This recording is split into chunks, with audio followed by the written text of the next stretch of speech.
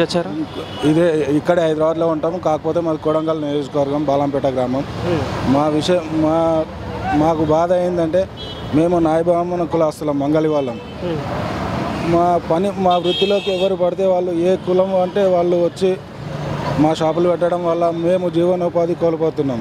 అందువల్ల మాకు ఈ గవర్నమెంట్ ఒక ప్రత్యేక చట్టం కల్పిస్తుందేమని చెప్పి ఇక్కడ దాకా వచ్చినాం. గత ప్రభుత్వం బీఆర్ఎస్ ఉన్నప్పుడు కూడా మేము నిరాహార దీక్ష చేసినాము. ఆ నిరాహార దీక్ష వల్ల మేము 45 రోజులు నిరాహార దీక్ష చేస్తే కూడా ఆ గవర్నమెంట్ మమ్మల్ని గుర్తించలేదు.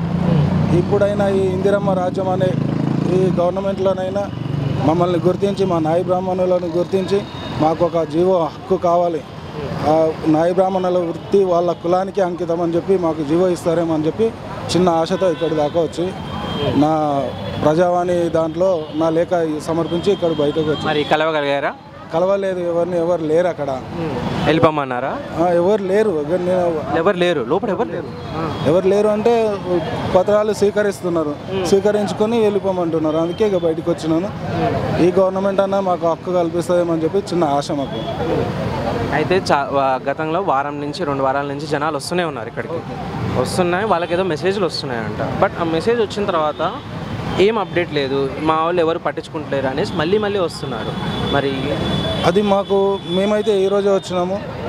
మాకు ఈ సభ ద్వారా మీ న్యూస్ ఛానల్తోనే ఈ గవర్నమెంట్కు మా బాధ మా బాధ అర్థం చేసుకొని మాకు హక్కు ఇస్తారని చెప్పి, హక్కు కల్పిస్తారని మా కోరిక. వచ్చారు?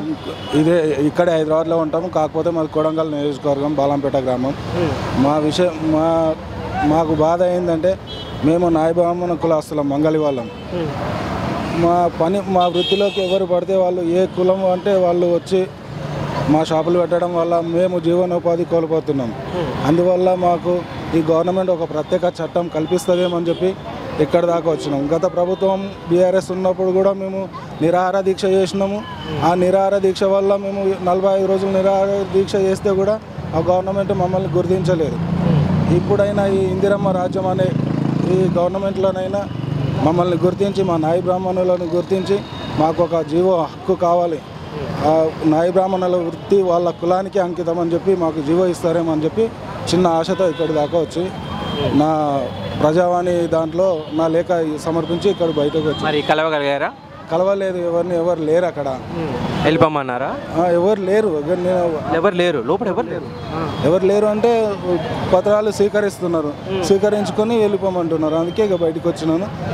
ఈ గవర్నమెంట్ అన్న మాకు హక్కు కల్పిస్తుందేమని చెప్పి చిన్న ఆశ మాకు. అయితే గతంలో వారం నుంచి 2 వారాల నుంచి జనాలు వస్తూనే ఉన్నారు ఇక్కడికి. వస్తున్నాయి, వాళ్ళకి ఏదో మెసేజ్లు వస్తున్నాయంట. బట్ ఆ మెసేజ్ వచ్చిన తర్వాత ఏం అప్డేట్ లేదు, మా వాళ్ళు ఎవరు పట్టించుకుంటలేరు అనేసి మళ్ళీ వస్తున్నారు. మరి అది మేమైతే ఈరోజే వచ్చినాము.